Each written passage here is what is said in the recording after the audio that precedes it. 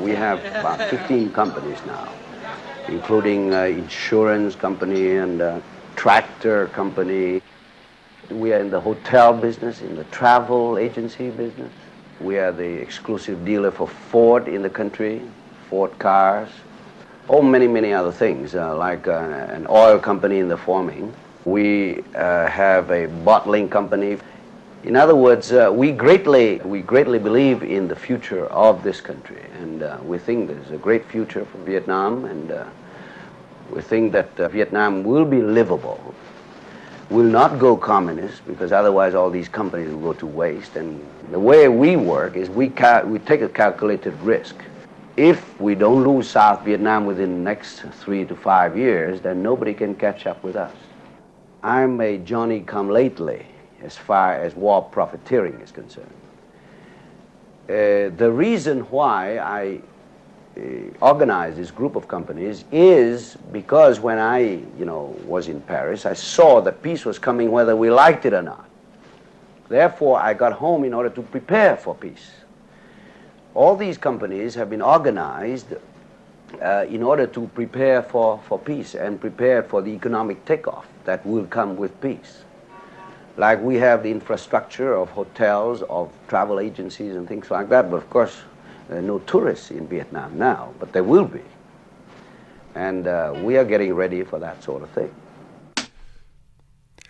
Well, you might have thought that the oldest profession was something else, but from that clip from the amazing documentary from 1974, it could be war profiteering, the oldest profession.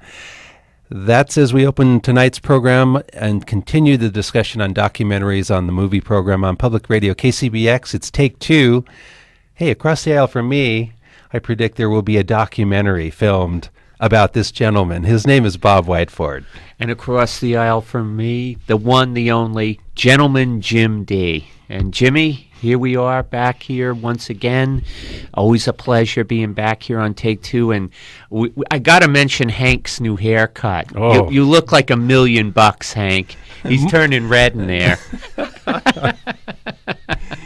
Well, we continue our discussion on documentary films based on the incredible popularity of the Michael Moore film, Fahrenheit 9/11. 2 weeks ago, we started way back when with Nanook of the North and many others and made it through to about the end of the 60s. I think Gimme Shelter might have been one of the last films we talked about. That the Maisels brothers. Yeah, that pivotal film that captured the end of the 60s in a harsh and unforgettable film. I mean, yes. The imagery just of that scene with the Stones on stage, surrounded by the Hells Angels, as everything is just basically decaying into total anarchy, is pretty amazing. And I think we left off talking about Keith Richards is pointing into the crowd going, "That guy better stop it, man." Yes. And the Hell's Angel just to his right kind of looking Mick over. Yeah. It's priceless. I mean, I can't even verbally describe the impact that scene has. Very powerful. And we're focusing on films that probably had a theatrical run, documentaries, even though we do want to open it up completely. We can even talk about Ken Burns' efforts of the Civil War and those are baseball. Outstanding. And what we opened up with on tonight's program, and I'm talking to Bob here after watching much of Hearts and Minds. I'd seen it before, but I'd probably go back 15 years or so. It's from 1974. But Bob, this movie, Hearts and Minds, I just couldn't. It was an incredible experience. I had forgotten much about it. It was an incredible parallel to what's going on now. I urge all of our listeners, if you perhaps went to see Fahrenheit 9/11, here's another film that has America involved in a war, Vietnam. We listened to the opening clip, which had to do with war profiteering. There are parents who have lost their son who discuss their feelings before the camera. And maybe this is something that would be easy. It's a rough going, just looking back at this segment in history. But just the fact that it is, 30 years old and we're discussing something back then, it transplants it. Maybe you can get a better grasp on it, but incredible parallels to today. Absolutely, Jimmy. For many years, Hearts and Minds was unavailable. And We actually got a copy for the store a couple of years ago on video. It's now out on DVD through Criterion, which is, of course, diamonds in the business. It's like a great print of it. I took it home one day to look at, and because I had not seen it, and I understood that it had won an Academy Award, Best Documentary, I think in 1974. And like you, Jim, today, it really knocked my socks off. I mean, when the film was over, my blood pressure was up. I felt drained. I mean, it was a very powerful experience. I wouldn't say pleasant, but powerful and profoundly moving. I think what the film does so well, and it resonates so well here 30 years later, you really get a sense of the polarization in the country. Most of the film takes place in America. There's a very powerful scene of a former prisoner of war, a Navy flyer, talking to a group of League of Women voters in New Jersey. And it's quite moving what he's saying. I mean, he was a prisoner, he's released, he's still pretty angry about the way he was treated, and there's not one shred of diplomacy in what he's talking about in regards to the people over there, i.e. the Vietnamese, and it's quite startling. There's also a number of man-in-the-street discussions and that are quite powerful, juxtaposed between images of the war. The famous one with the police captain shooting the Viet Cong in the head. Yes, that's a rough one. Yeah, and the young girl being napalmed by American planes. It's a powerful documentary and still quite relevant. Jim, you had a great comment off the air before saying we haven't learned anything. And it's so obvious, you know, we're kind of in the same boat again. And it's that makes it even more painful to look at. And, we were talking about what makes up a documentary where some of the criticisms of Fahrenheit 9/11 are, Michael Moore juxtaposing images together to put forth his own point of view or, stringing the facts together. But of course, he does have his opinions that he is putting across in the film. Likewise, in Hearts and Minds, there are images that are transposed one after another where the impact is not unlike the vintage documentaries that we discussed, the Why We Fight series, John Huston, where there's a definite feeling that's being created by juxtaposing these images together. However, you do leave with, after Hearts and Minds, for instance, I mean, you're left with at least a feeling, an impression, something is stuck with you with this collection of images put together in Hearts and Minds. One scene, I think we can say, Jim, in all truth, one scene, Hearts and Minds, can't be forgotten. This one we're going to play? Oh, yeah. Okay. This is General Westmoreland. Now, wasn't he in charge of forces in General Vietnam? Westmoreland was the commander. He was the Supreme Commander of MACV, Military Assistance Command Vietnam, but basically he was commander of the U.S. forces there, Army General, 4-star paratrooper. To look at Westmoreland, for people not familiar with him, maybe younger listeners out there, he looks like he's cut right from the cloth of a recruiting poster. Granite-jawed, handsome, very virile-looking man. A distinguished Army career, and he was the commander in charge of U.S. forces there, U.S. forces from about 1965. During the escalation, I believe he was relieved by General Creighton Abrams in January of 1969. So he was the commander during the bloodiest part of the war. And he was a lightning rod for controversy as well.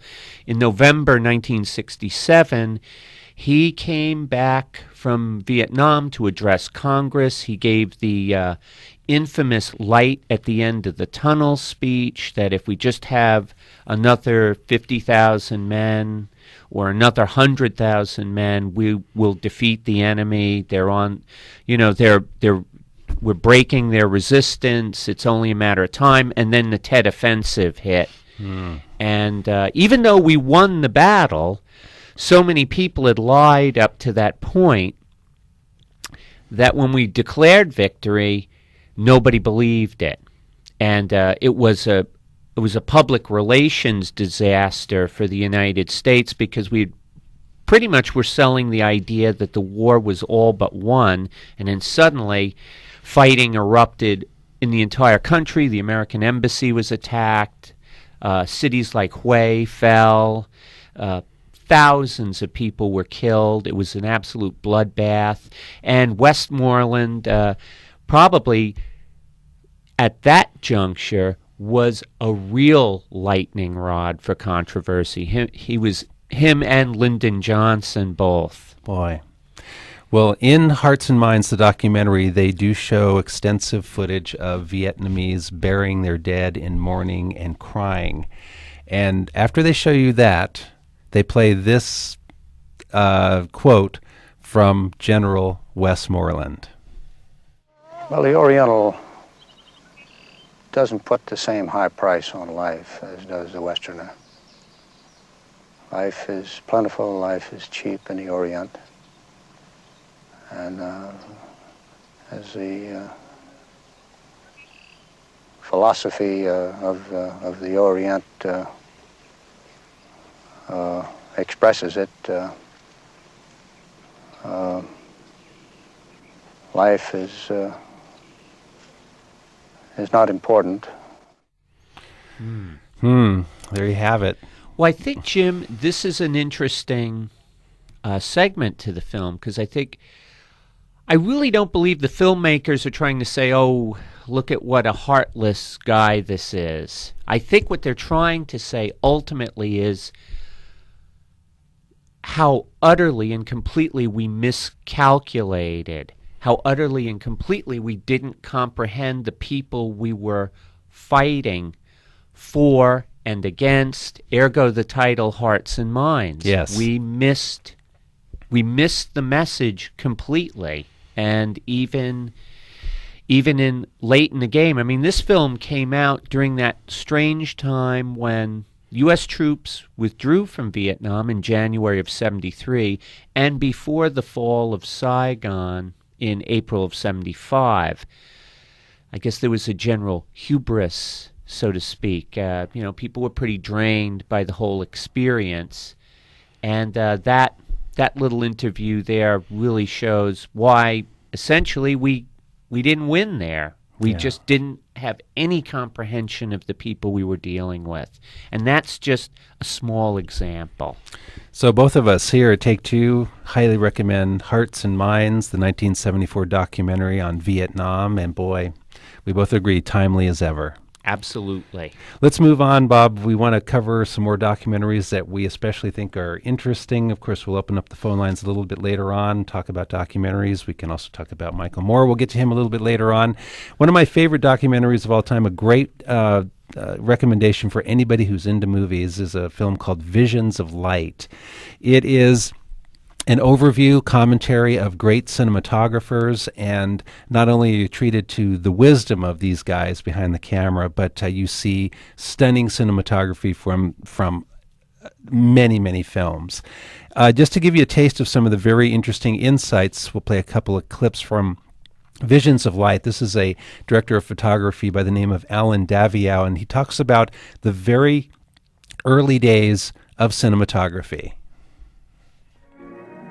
What you had to have in the black and white days, you had to have a real grasp of what photography meant. When I say those were the real cinematographers, I meant these people knew photography.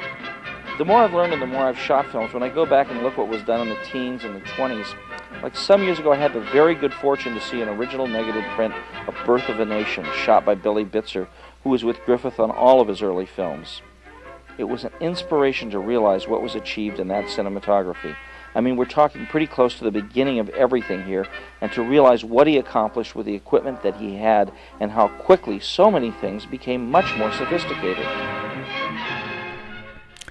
It's a quote from Visions of Light, all about cinematography. And, you know, Bob, this film gets into things that I'd never even thought of is in film production, is the fact that the director of photography and the director, you know, really are hand in hand. This film really brought it forth. Of course, it could be the pride of the cameraman, like I'm responsible for the way that film looks, not this director. But this really celebrates more the interaction between the director and the cinematography, and I never thought of that relationship being as close as isn't put forth in this film.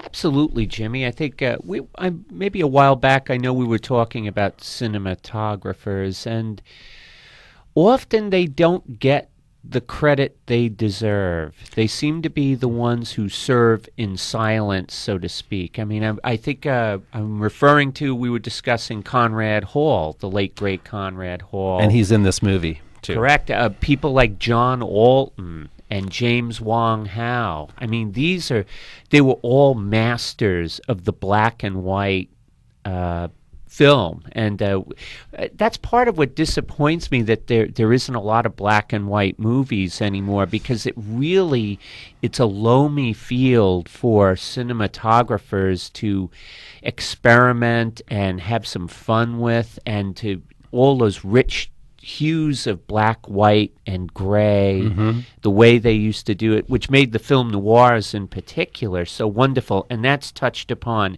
in great detail in Visions of Light, which is an excellent documentary. Here's another clip from Visions of Light, just something I hadn't really thought of, except maybe the film Singin' in the Rain, which is about, you know, when sound came into Hollywood. But here's an interesting comment from cinematographer John Bailey in Visions of Light.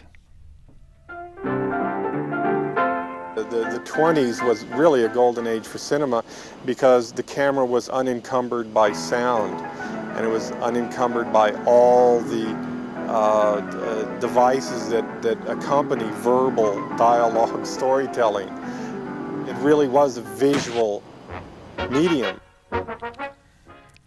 Now, what's being shown behind that narration are Buster Keaton films, and the camera is just all over the place. It's following upstairs and downstairs, and a very interesting idea. I think Nestor Almendros was also interviewed, and he talks about the cameras in the very early days were very small and very portable, and he said, you know, the freedom that you had was there.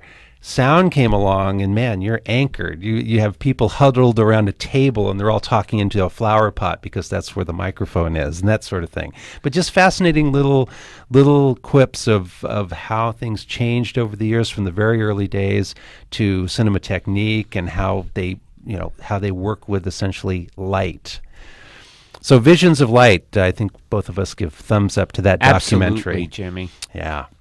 Well, let's stay on the movie path. Here's another film, and this just came out about a year ago, did it not? I believe so, Jim. But the reason I chose talking about this one is we are back in the 70s. We're talking about Hearts and Minds was about the 70s, and then about a year ago, a cavalcade of directors and clips talking about A Decade Under the Influence. That's the name of it. The decade in question is the 70s. And this is interview after interview with sound clips, and just sort of when you think of the 70s, we think, oh man, what a great decade. You know, we got Taxi Driver, we've got all these incredible films, but also it was the birth of the blockbuster with Jaws. I mean, you had the very independent, very edgy films occurring, and then you had the films that were making more money than they had ever made before. What a decade. I mean, truly. This is a terrific documentary.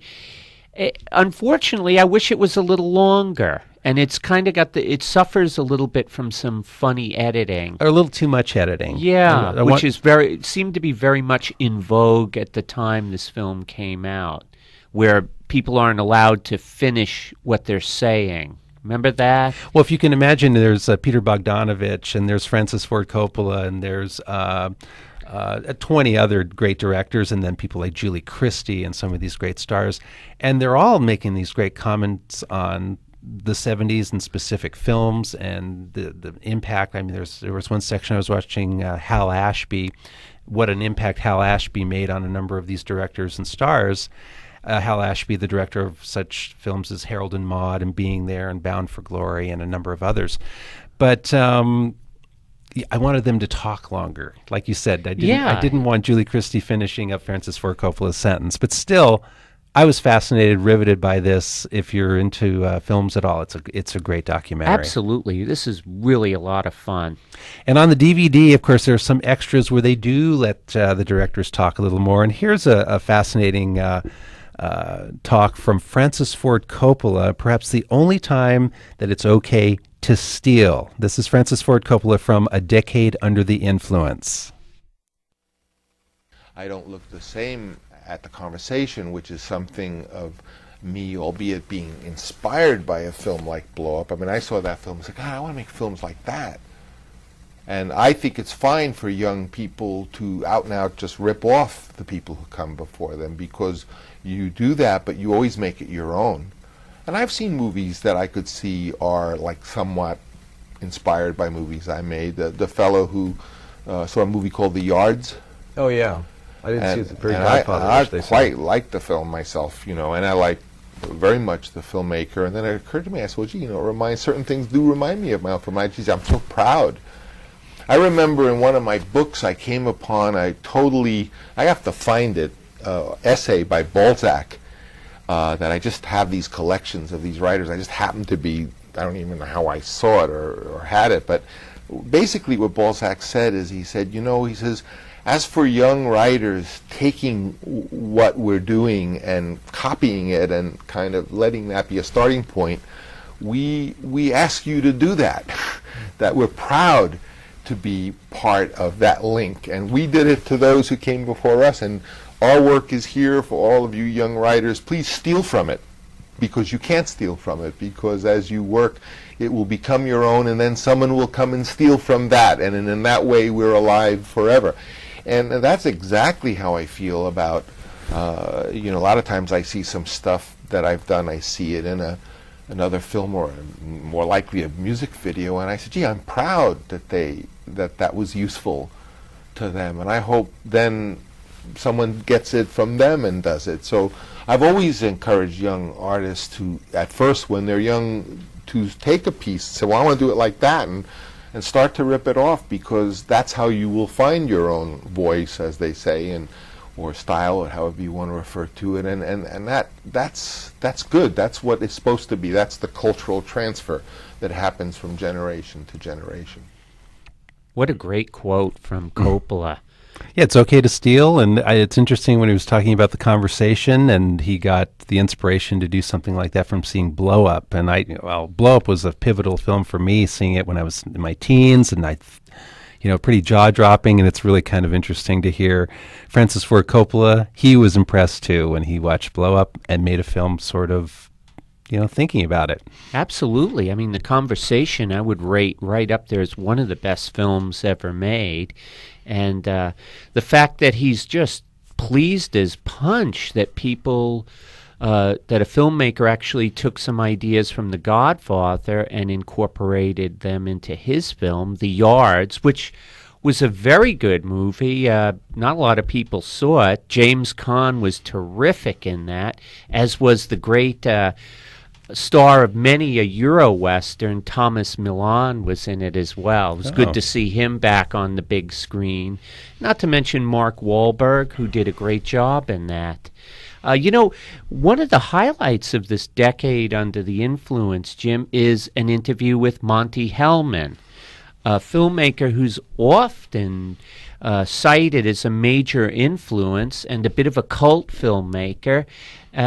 He did such films as Ride in the Whirlwind with Jack Nicholson. Let's see, Cockfighter with Warren Oates and Troy Donahue and Harry Dean Stanton. A film about fighting chickens. It's a pretty repulsive subject, yet somehow he makes a fascinating film out of it. I wouldn't recommend it for everybody, but the fact that this movie even got made at all kind of blows my mind. And of course, his aforementioned cult classic Two-Lane Blacktop, which there's a clip here talking about how I guess he pitches it to get it made. This is Monty Hellman talking about Two-Lane Blacktop. Easy Rider was the turning point, not because it was the first unconventional movie, but because it was the first one that had some kind of financial success. And so Easy Rider was the reason that I was able to make Two-Lane Blacktop. What happened was they didn't believe, I mean, they were so used to studio movies that they couldn't believe that we could make the picture for the kind of budget that we were talking about. I think we went in originally with a budget of $1.1 million to Columbia, and they said, you know, you're crazy. This picture will cost $1.4 million, and they didn't want to make it for $1.4 million, you know. So then we went to MGM, and so we said, okay, we'll try $1.3 million this time. You know? I mean, they wanted to make the movie, but they were really worried about doing it for the wrong budget. And finally, we went to Universal at $1.1 million, and they said, if you can do it for $900,000, you got a deal. And we did. And we made it for $850,000. The script of Two-Lane Blacktop at the time was like a Disney movie. And so I wasn't moved by the script, but just the idea of racing for money. My father was a kind of professional gambler, and so I've always been attracted to gambling as a theme. From A Decade Under the Influence, that's the great director Monty Hellman talking about his 1970. What year did I think 1971? 71. Yeah. Two-Lane Blacktop, and boy, how you get the financing? He made it for under budget. No, he got $900,000. He made it for $850,000. I think Roger Corman taught him that trick. And what's interesting about this film, amongst many things, is once again it stars Warren Oates. Warren Oates and an actor Jim and I both love a lot. He had a very special place with Monty Hellman, kind of like John Ford and John Wayne, Sergio Leone and Clint Eastwood. You know, they had a special relationship. Warren Oates did a classic offbeat Western called The Shooting with Monty Hellman.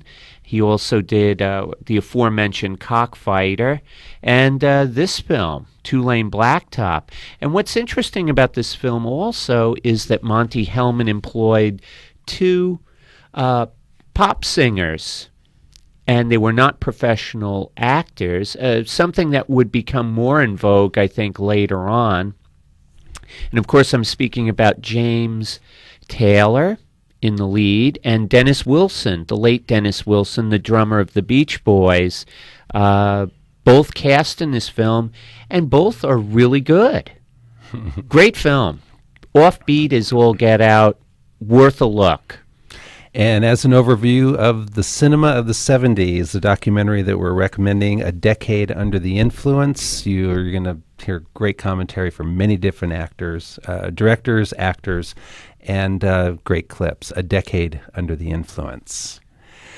Well, you're listening to the movie program on Public Radio, KCBX, San Luis Obispo, KSBX, Santa Barbara. Bob and I heading over to the concession stand. We'll be back and talking about more documentary film, including a new film that's in theaters now called Control Room. We'll get to Michael Moore and then your phone calls. I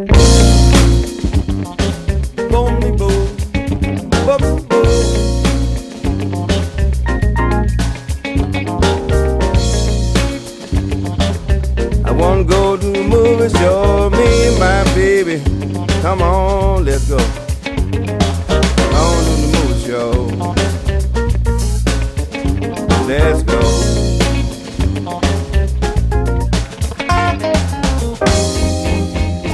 I buy the popcorn As soon as we hit the door, my two brothers, Bill and Pons, sitting in the front row. They bought the candy. Funds for Take Two have been provided in part by Morin Brothers Automotive, starring Frida, the dog of many alter egos, who is always glad to sniff your tires. Morin Brothers Automotive on Broad near Tank Farm Road. Butterfly McQueen, she's gone with the wind. We're back on Take Two, the movie program. Bob Whiteford is next to me here in the posh KCBX screening room. We have Hank projecting for us tonight. And we're talking about documentaries due to the incredible, immense popularity of a documentary in a summer season, Michael Moore's Fahrenheit 9/11. Now, Bob, what's really interesting about this, too, is the fact that not only the unexpected response to Michael Moore's film, but there's a couple of other documentaries. Actually, there's quite a few. If you want to factor in Super Size Me, which was a recent documentary before Michael Moore's film, and in addition to Fahrenheit 9/11, there are two films. One called Control Room, which is all about Al Jazeera, the Arab TV network, and The Corporation, which is sort of apparently in a very Michael Moore style. And Michael Moore is in it, along with Noam Chomsky, talking about the how corporations came to be and how they've become monsters, essentially. And that's doing big business in this country as well. It's already had a long run in Canada. Would like to, we do have a clip from Control Room, and what's very interesting to talk about this film and we're going to talk about Michael Moore afterwards, is that Control Room focuses on what the truth is and perhaps the utter elusiveness of it. How this Arab network will put a certain spin on the news, which is the news that we're getting here. We get a whole different viewpoint. You know, what is the truth? What is real? Who's putting the spin? How much spin is being put on it? And it's just a fascinating film. Absolutely, Jim. I was quite... after Fahrenheit 9/11, I didn't think I could be blown away again, but I was in rapid succession. And this is an amazing film. I mean, here, the much maligned Al Jazeera, who a lot of members of the administration were taking pot shots at regularly. What's kind of interesting about this is Al Jazeera's headquarters are in Doha, Qatar, yes, which is right, they're literally right in the same complex as the U.S. Central Command headquarters. Mm-hmm. It's almost like they're in the same industrial park. It's quite amazing how close they are to each other physically, yet how far apart they were in terms of what they were seeing. And ultimately, what's interesting about this film, it's about the brotherhood of journalists. Yes. How there are CNN and NBC reporters that are very friendly with the Al Jazeera. They're all professional, they're all colleagues. They know each other, respect each other. And that I found really fascinating. Yes, me too. I found this film to be riveting. There's the manager who is, he's always the chain smoker. The guy with the cigarette who is talking about Al Jazeera. He talks about war having a human cost, and he's quite a presence in this film. Absolutely. He kind of reminds me of, I think we were both talking about this, Jim, kind of like some kind of sleazy European movie producer. Yeah. But he has a kind of a raffish charm about him. And a moral code, definitely, for what he feels that his TV station should be broadcasting. And Ibrahim, he's very interesting as well, yes, the reporter. I like him very much. Here's a clip from Control Room, and it is a reporter interviewing the Al Jazeera manager. Her name is Joanne Tucker. Yeah, remember this interview? Because I'm not sure how Joanne Tucker became the manager of Al Jazeera, but she is nonetheless. And here's an interesting interview with her regarding, really, what is the truth? Okay. There's a lot of pressure, obviously, on Al Jazeera to withdraw those pictures. Were you surprised by the reaction to those photographs? I think They were understandable. The reactions didn't really surprise me. If you're an American and you're seeing dead Americans, of course it's going to affect you and you're going to have an emotional reaction. But, let the people understand that this is a war and people are dying. It's not a clean war. It's a very messy war. It will continue to get messier. Your journalists have a position on the war. Are they capable of being objective? That's a good question, but I ask the same question. I'll answer the question by asking the question. Are any U.S. journalists objective about this war? Are any of the news broadcasts that I tune into not taking a position on the war? And that's absolutely shown. Does that justify your position then? No, but I'm just trying to show that this word objectivity is almost a mirage. If you're in the States, the amount of rage directed against us because we showed soldiers who had died in combat or in an ambush. They were soldiers who had died in a war zone. There was rage directed against us. If there was no agenda, if there was true neutrality, there would be a welcoming of any and all information from all sides. The ninth. That's a clip from the documentary Control Room, all about the Al Jazeera television network, and it goes from there. What she is talking about is played out in the film. You see reports that are done. You see, you see their reporters interpreting speeches by Bush, and it's it's a fascinating document. If you saw Fahrenheit 9/11, regardless of what you thought about it, this film dovetails off of it. It's a great companion piece. Absolutely, Jimmy. I think the incident that Joanne Tucker was discussing was the ambush of the Army maintenance company, the one Jessica Lynch was a part of, and how it shocked people back home here to see dead American soldiers, because up till that point, we saw a lot of bombs going off and a lot of firing, but we never saw anybody getting killed. And it was quite shocking for everyone. And I think she also had a very good point about the American media. They all seem to be cheerleading, and now that people are starting to get killed, suddenly they're slamming on the brakes going, wait a minute, well, it's a little too late. I'm sorry, I'm editorializing here. Is that truth? No, it's my truth, and for what it's worth, not much. Oh, come on, Bob.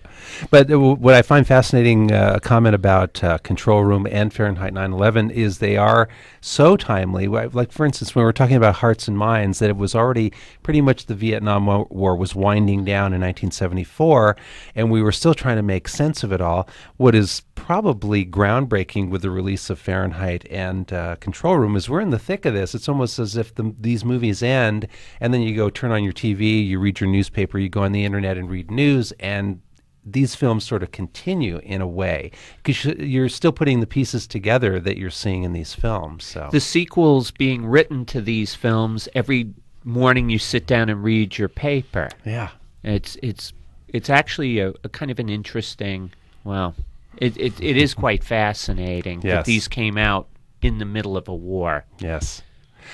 Let's move on to Michael Moore. We want to give him some credit here. He is the creator of the biggest, the blockbuster documentary ever. It's the highest grossing film, documentary film ever. And, he's been at it for a long time. He isn't new, and I'm always curious of how many people have never heard of Michael Moore prior to Fahrenheit 9/11, because I think a lot of people haven't. He's been out there, but this is his big splash, I think. Oh, huge. He's coming off a pretty big splash with his Academy Award-winning documentary, Bowling for Columbine, and his controversial Oscar speech, acceptance speech, which took place, I believe, right at the onset of the Iraq War. He's been around for quite a while, and he's been taken shots at the big boys pretty much from the get-go. And, of course, we're referring to his first film, I think it came out in 1987, Roger and Me, where he takes on Roger Smith, the CEO of General Motors. And the reason he takes him on is he has the pride of in his town of Flint, Michigan, was the biggest producer of cars at that time when he was growing up. In fact, and of course, the great humor that Michael Moore injects. Here's a clip from Roger and Me. When I was a kid, I thought only 3 people worked for General Motors: Pat Boone, Dinah Shore, and my dad. Our hometown of Flint, Michigan was the birthplace of General Motors, the largest corporation in the world. There were more auto factories and auto workers here than in any other city on earth. We built Cadillacs, Buicks, and Fisher bodies, GM trucks, Chevrolets, and AC spark plugs. We enjoyed a prosperity that working people around the world had never seen before, and the city was grateful to the company. With the whole city rocking, Flint, Michigan throws a birthday party. It's for the people of General Motors on their 50th anniversary. Pat Boone celebrates with a song. The promise of the future is the keynote set by GM President Harlow Curtis. From the world of TV comes Sergeant Garcia and the swordsman known as Zorro.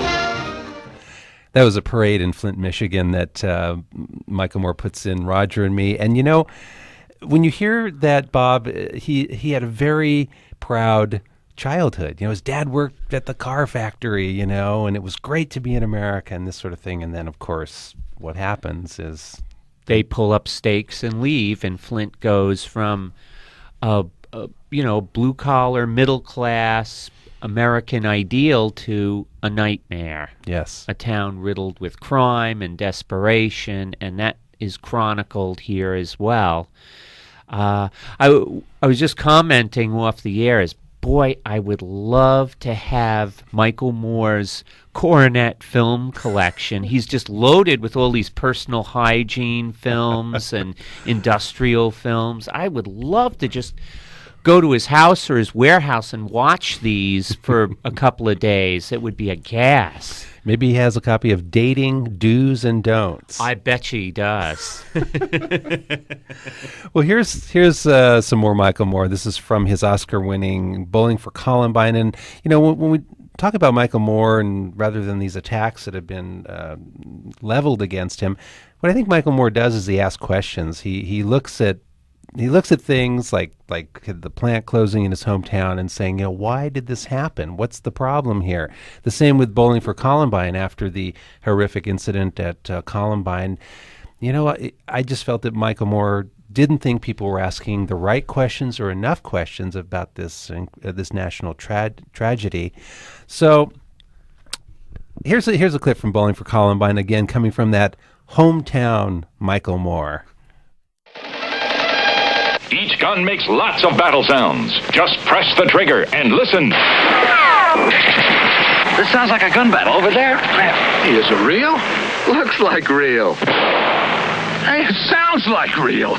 Right. The Sound of Power, Military and Western Rifles by Marks. This was my first gun. I couldn't wait to go outside and shoot up the neighborhood. Those were the days. I was born in Michigan, and I wish again that I was back in the town where I was born. By the time I was a teenager, I was such a good shot. I won the National Rifle Association's Marksman Award. You see, I grew up in Michigan, a gun lover's paradise. And so did this man, the Oscar-winning actor and president of the National Rifle Association, Mr. Charlton Heston. And that clip is near the beginning of Bowling for Columbine. Of course, there is a confrontation with Charlton Heston later on in the film. But here again, Michael Moore asking the questions of perhaps why there's just as many guns in Canada and their crime rate is much lower than ours. So he looks at these statistics and goes, what gives, you know? So I personally am glad Michael's out there asking the questions. That's a good point, Jim. I know there's so much has been said about him lately, pro and con. And I think that the point you make is really valid. He's asking questions. Mm-hmm.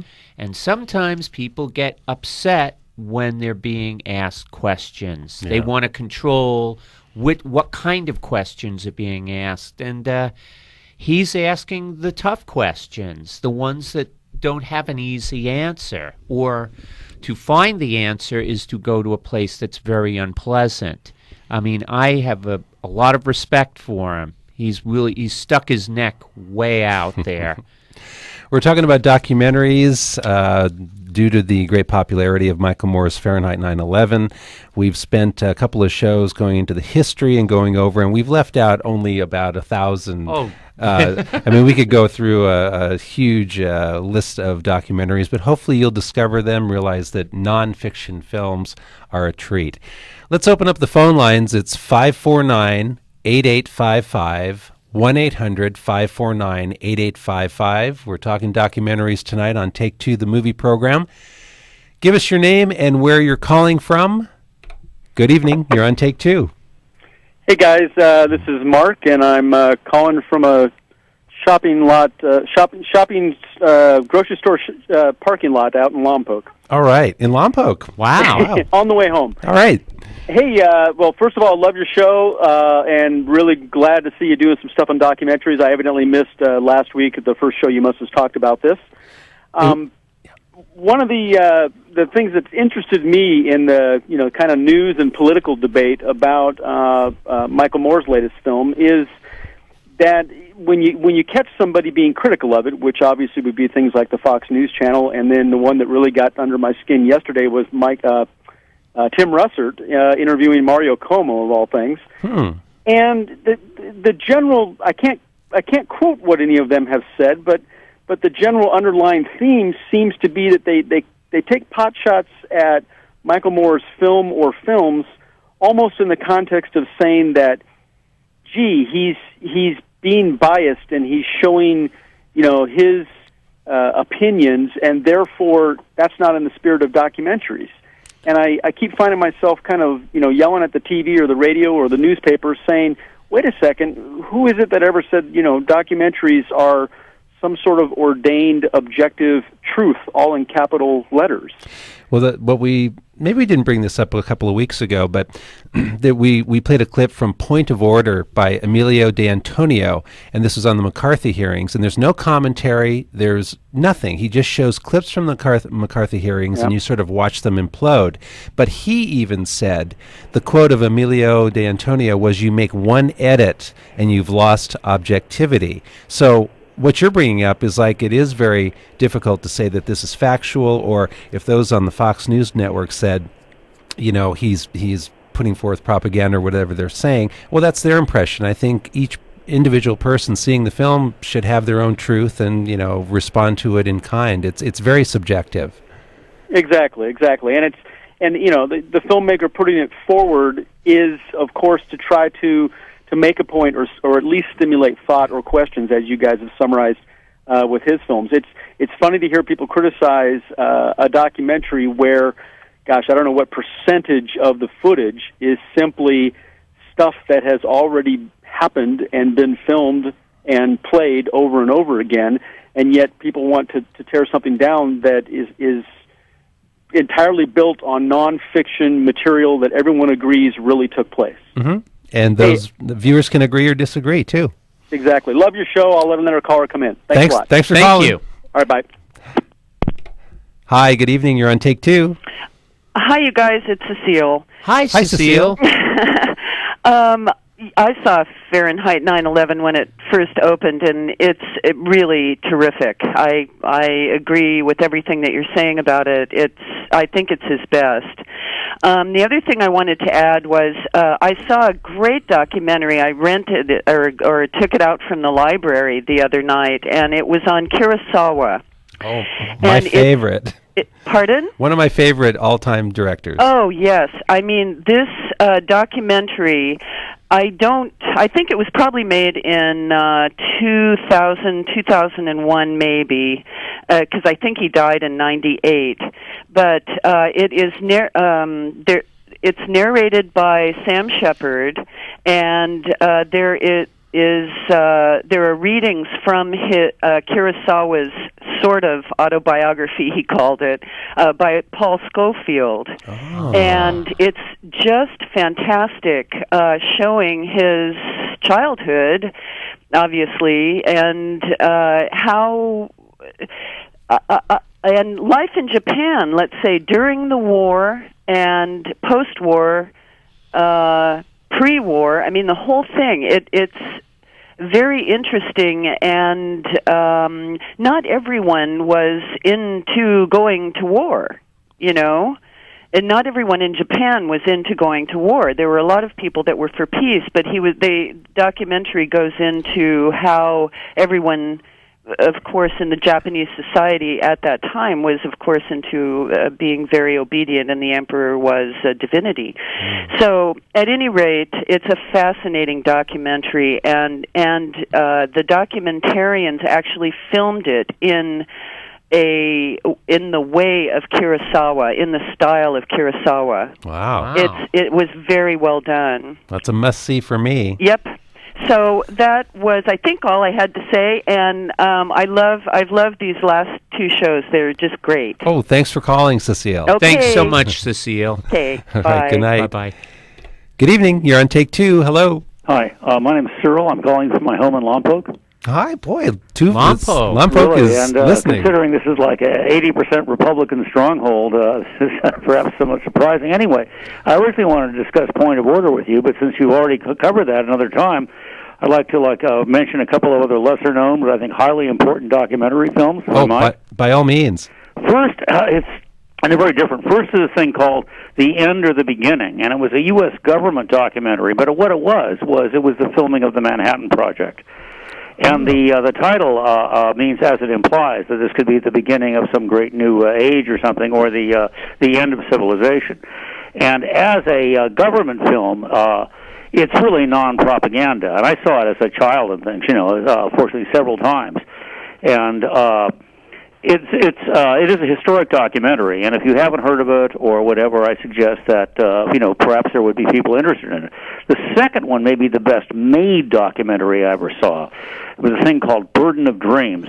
Oh, yeah. And it was so you've seen it right. It was the story, and I think it was much better than the film was talking about, by the way. I agree. It was better than Fitzcarraldo, Much yes. better, but the idea is the original Don Quixote. They filmed this mad dream that the director, Herzog, had of the true story of a guy who wanted to build an opera house, like somewhere up in the Andes, and how he hauled up like a Steinway piano and did all this stuff. But the way the story was filmed and told, truly, I would have to call it never a better documentary ever made. Yeah, I agree. Burden of Dreams and... it was done by Les Blank. I guess, I'm sorry, I guess we lost him. Les Blank. Okay, let's move on. Good evening. You're on Take Two. Hello. Yeah, I'm Jim from Santa Barbara. How you doing? Hi, Jim. Good. Yeah, I just wanted to tell you that I really liked documentaries since when I was a kid. I think the first one I saw in the theaters, which actually did pretty well, was the Ra expedition with Thor Heyerdahl. Oh, yeah. I forgot about that. Yeah. And it was very enlightening because it showed, that even the one scene where they would come across barnacles in the middle of the Atlantic and they were covered with, like, oil, encrusted oil, and that sort of showed me, a pollution problem early on. And also, the people should also watch documentaries like on HBO or PBS. Oh, by all means. They're always good.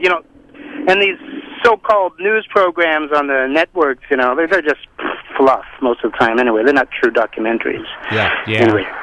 Also, another note, next time you guys have a repeat broadcast, let people know, like, before or during, because sometimes I listen to your show and I want to call in, but they say, hey, it's a repeat, Oh, well, we're not sure when we have repeats, but sometimes it's just, due to technical difficulties or something. Yeah, but when you do have the repeats, maybe have somebody cut in and says, this is a repeat, don't call in. Yeah, that's a good point. Very good point. We'll do that. All right. Have a good show. Bye. Thank you. Thanks for the call. Good evening. You're on Take Two. Hello. Is that me? That's you. Yeah, Charlie from Lompoc. Hey, number 3 from Lompoc. Hey, Charlie. Yeah. My first question is, how did you guys manage to get Fahrenheit 9/11 on the first run? I begged Lionsgate for it. Yeah, seems to me I remember one of your previous commentaries that you were planning on showing, but you're going to probably be in the second or third round, being what some people would consider a small market. Nope, I got it. I have a good relationship with Lionsgate anyway, so great. I had my foot in the door. Great. Yeah, I think that's great. I saw it last Tuesday. In fact, in the afternoon showing, and I was one of the. It's interesting. I read Michael Moore's comment. He emailed a commentary that he's just absolutely blown away, and that meant people hang around in the lobby and talk about it afterwards. Yeah, I don't think he anticipated the popularity of it, and it's the biggest grossing documentary ever, or biggest grossing I've of been his by films. the theater a couple times, and there's people going to that little alleyway between you and the next door. I couldn't see the end of the line. Don't you love it? Yeah, right. I think it's made over $80 million.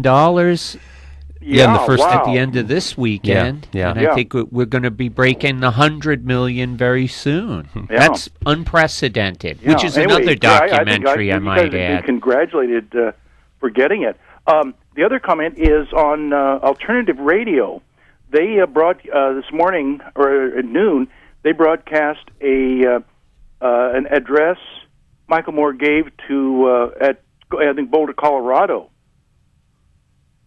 Are you there? Yeah, we're here. Yeah. Anyway, he was saying he about how he went to Boise State, kept kicking and screaming, just for something better to do. He wrote a speech about Abraham Lincoln slamming the Elks Club. Oh yeah. That went national, and apparently he ran for the school board. And he won. Yeah, I mean that guy.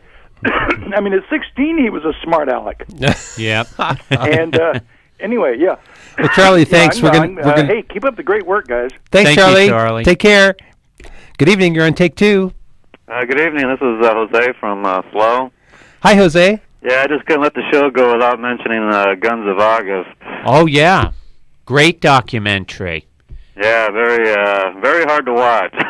I started watching it about 4 or 5 months ago, and I got about halfway through and I haven't gone back yet. I just haven't quite got up the nerve to finish watching it. Just, and for those who don't know, Guns of August came out in 1964. It's based on the historian Barbara Tuchman's book. It's about how Europe blundered into World War I through a series of secret alliances and real bad decision-making by the leaders of the European nations. In fact, the book was such a big, very influential work. President Kennedy had a copy in his Oval Office that he would refer to many times during the Cuban Missile Crisis, looking for a way out of that situation. The film is tremendous. I agree, Jose. It's got some great archival footage. It's a very painful message because this should never have happened, ever. And these fools just blundered right into it. Boy. Yeah, I know. It's just a complete disconnect between the leaders and the people and the men in the trench. They just had no clue to what kind of suffering and carnage and devastation that they're having to live through every day. Guns of August, a great pick. And it was kind of ironic. You had that Westmoreland clip in there, and he's talking about how these Asians have complete lack of, sense of humanity and love for life, and here they are, and here's his predecessors who are doing the exact same thing, 60 years before, Yep. We don't ever seem to learn, do we, Jose? It doesn't seem like it. Thanks for your call, Jose. Okay. All right, take care. Good night. Do we have one? Maybe let's just take this last call. Good evening. You're on take two. We have about 30 seconds. Hey, this is Joe. I'm calling from Los Osos, and according to what Jose just said, that Westmoreland clip, I tuned in a little late. Is that from Hearts and Minds? That's correct. Okay, that's it right there. I mean, Hearts and Minds, Guns of August, Fahrenheit 9/11, they will all go together. And when people want to see how governments, just tread upon innocent people and create war for no reason, those are the three that they're going to watch, and those are the three that are going to have a serious effect on people, hopefully. Thanks. I agree. Thanks for your call. Love the show. Thank you. Thanks. Well, Bob, we did it. Yeah, we did it.